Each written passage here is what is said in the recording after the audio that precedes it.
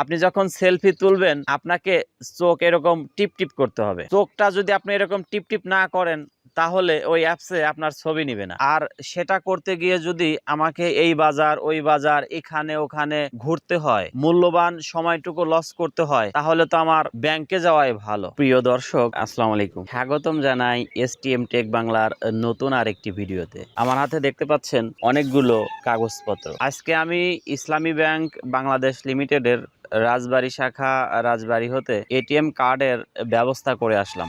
ATM card হাতে পেয়ে গেলাম। আজকের এই ভিডিওতে আমরা জানবো এটিএম কার্ড করতে কি কি প্রয়োজন হয়, কোন ব্যাংক আপনার জন্য সবচেয়ে ভালো হবে এবং কোন কার্ডের কি সুযোগ সুবিধা রয়েছে তার বিস্তারিত। ছোট্ট একটি রিকোয়েস্ট, আপনি যদি আমার এই চ্যানেলে নতুন একজন দর্শক হয়ে থাকেন তাহলে অবশ্যই সাবস্ক্রাইব করে দিবেন, আর যদি সাবস্ক্রাইব করে দিয়ে থাকেন তাহলে থ্যাংক ইউ সো মাচ। প্রথমেই বলে রাখি, এত ব্যাংক রেখে ইসলামী ব্যাংক কেন? এই প্রশ্নের উত্তরে আমি আপনাকে বলবো, ইসলামী ব্যাংক এমন একটি ব্যাংক যার শাখা প্রশাখা রয়েছে অন্যান্য ব্যাংকের তুলনায় অনেক বেশি। সবচেয়ে মজার বিষয় হলো এই ইসলামী ব্যাংকের বুথের সংখ্যা এক বা একাধিক একই জায়গায়। আমার এই কার্ডটি সংগ্রহ করার পিছনে মূল কারণ হলো আমি যে কোনো অবস্থায় যে কোনো জায়গা থেকে খুব সহজেই টাকা তুলতে পারবো। মূল উদ্দেশ্য হচ্ছে সেটাই। আর সেটা করতে গিয়ে যদি আমাকে এই বাজার ওই বাজার এখানে ওখানে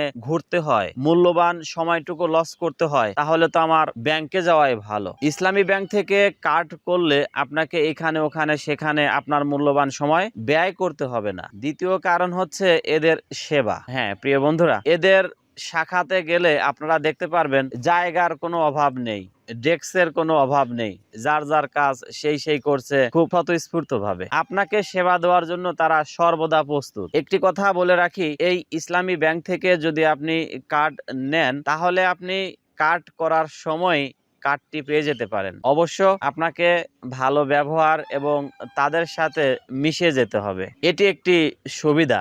কাগজপত্র, হ্যাঁ এই কাগজপত্র যেগুলো প্রয়োজন সেগুলো খুবই সহজ, হাতের নাগালেই রয়েছে আপনার। তাই খুব সহজেই কাগজপত্র সংগ্রহ করে আপনি আপনার কাঙ্ক্ষিত কার্ডটি পেয়ে যেতে পারেন। এবার জানা যাক এটিএম কার্ড পেতে কি কি কাগজপত্র প্রয়োজন হয়। আমি আমার এটিএম কার্ডটি পাওয়ার জন্য যেভাবে কাগজপত্র রেডি করে রেখেছি আপনাদের ঠিক সেভাবেই দেখাবো। প্রিয় বন্ধুরা লক্ষ্য রাখুন, প্রথমেই রেখেছি আমার চাকরির আইডেন্টি কার্ড। হ্যাঁ, আপনি যদি একজন সার্ভিস হোল্ডার হয়ে থাকেন তাহলে আপনার ওই চাকরির যে কোনো একটি পরিচয়পত্র অথবা যে কোনো একটি কাগজ আপনার প্রয়োজন হবে। দ্বিতীয় নাম্বারে রেখেছি আমার ভোটার আইডি কার্ডের ফটোকপি। আপনার এরকম একটি ভোটার আইডি কার্ডের ফটোকপি প্রয়োজন হবে। তৃতীয় পর্যায়ে রয়েছে নমিনির ভোটার আইডি কার্ডের ফটোকপি। আপনি যাকে নমিনি দিবেন তার ভোটার আইডি কার্ডের ফটোকপি। তারপরে রেখেছি নাগরিক সনদপত্র। প্রথমে রেখেছি আমারটা, তারপরে রেখেছি নমিনি অর্থাৎ আমার স্ত্রীরটা। তারপরে আপনারা দেখতে পাচ্ছেন ট্যাক্স আইডেন্টিফিকেশন নাম্বার অর্থাৎ আয়কর। আপনার যদি এটি করা থাকে তো ভালো, আর যদি করা না থাকে তাহলে কোনো সমস্যা নেই, এটা হচ্ছে অপশনাল। আমার যেহেতু আছে তাই আমি এখানে নিয়ে রেখেছি। তারপরে রেখেছি আমার পাসপোর্টের ফটোকপি। এটা অবশ্য বলিনি কিন্তু আমি সংগ্রহ করে রেখে দিয়েছি যদি প্রয়োজন হয়। সর্বশেষ আপনারা দেখতে পাচ্ছেন আমার চ্যানেলের একটি রঙিন ফটোকপি। হ্যাঁ প্রিয় দর্শক শ্রোতা, আপনারা ইতিমধ্যে জেনেছেন যে টেক বিষয়ক চ্যানেল এসটিএম টেক বাংলা ব্যতীত আমার আর একটি চ্যানেল রয়েছে, সেটা ভয়েস অফ ক্যামেরা। আর ওখানেই আমি ইতিহাস ঐতিহ্য ও সংস্কৃতি বিষয়ে ভিডিও করে থাকি। প্রিয় বন্ধুরা, সেই চ্যানেল প্লাস বিদেশে যখন আমি ঘুরতে যাব ডুয়েল কারেন্সি আগে থেকেই প্রস্তুত করে রাখ। তো আমার ওই চ্যানেলের একটি এরকম রঙিন দুইটি ফটোকপি আমি রেখেছি সবার শেষে। তারপরে প্রয়োজন হবে এরকম পাসপোর্ট সাইজের ছবি, আপনার জন্য 2 কপি এবং আপনার নমিনির জন্য 1 কপি। এরপরে আপনার মূল পাসপোর্টটা লাগবে। এই মূল পাসপোর্টটা আপনার ডলার ইন্ডোজ করে দিবে, আর এই পাসপোর্ট দেখিয়ে এটিএম কার্ড থেকে আপনি ওই দেশের অর্থ এটিএম কার্ড থেকে সংগ্রহ করতে পারবেন। এই জন্য ব্যাংক কর্মকর্তাগণ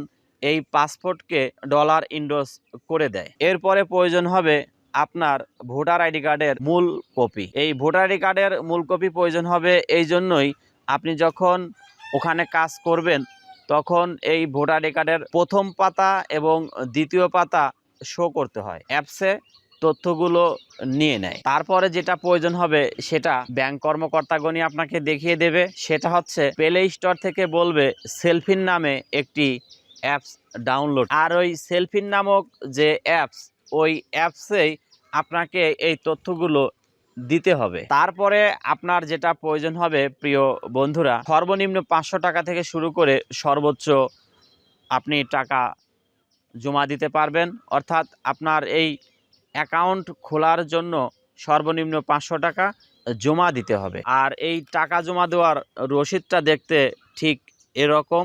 আমি 500 টাকা জমা দিয়েছি, আমার এরকম একটি রিসিট দেওয়া হয়েছে। অ্যাপসের যে বিষয়টা, আপনি প্রথমে গেলেই ওনারা একটি ডেস্কে আপনাকে নিয়ে যাবে এবং ওই ডেস্ক থেকে আপনাকে এরকম একটি কাগজ ধরিয়ে দিয়ে বলবে মোবাইল ফোন থেকে সেলফিন নামক অ্যাপসটি ডাউনলোড। এখানে লেখা আছে, আমি একটু পড়ে আপনাদের শোনাই। আমাদের সেলফিন অ্যাপ ব্যবহার করুন, কোনো চার্জ ছাড়াই। আপনার হিসাবের ব্যালেন্স জানতে কুইক ব্যালেন্সে কল করুন এত নাম্বারে। অ্যাকাউন্ট ও কার্ডের তথ্য জানতে এবং লেনদেন সংক্রান্ত অভিযোগ জানাতে ক্লিক করুন https:/help.islamibank. এই কাগজ অনুসারে আপনাকে সেলফিন নামক যে অ্যাপস রয়েছে ওটা ডাউনলোড করে ফিল আপ করতে হবে। প্রিয় দর্শক শ্রোতা, মজার বিষয় হলো এটা, যখন ওই অ্যাপসের মধ্যে আপনাকে বলবে একটি সেলফি তুলুন, তখন আপনি বুঝবেন না যে নেচ্ছে না কেন। আপনি যখন সেলফি তুলবেন আপনাকে চোখ এরকম টিপ টিপ করতে হবে। চোখটা যদি আপনি এরকম টিপ টিপ না করেন তাহলে ওই অ্যাপসে আপনার ছবি নিবে না। শুধু একবার করলে হবে না, যত সময় সেলফিটা না তোলে তত সময় আপনাকে চোখটাকে কি করতে হবে, এরকম টিপ টিপ করতে হবে। আর এরকম টিপ টিপ করার পরেই এক সময় সেলফি হয়ে যাবে। প্রিয় দর্শক, সবার শেষে আপনার হাতে ধরিয়ে দিবে এরকম একটি ফর্ম, যে ফর্মটি আপনাকে পূরণ করতে হবে। আর এই ফর্ম পূরণ করা একেবারেই সহজ। প্রথমে আপনার তথ্য দিতে হবে, নাম, মোবাইল নাম্বার, পিতার নাম, গ্রাম। তারপরে দিতে হবে আপনার নমিনির তথ্য।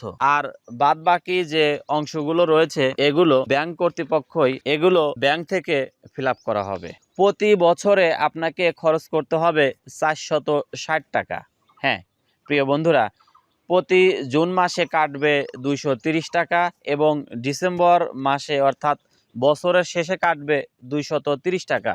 এই মোট 460 টাকা খরচ করতে হবে এই এটিএম কার্ড ব্যবহারের জন্য।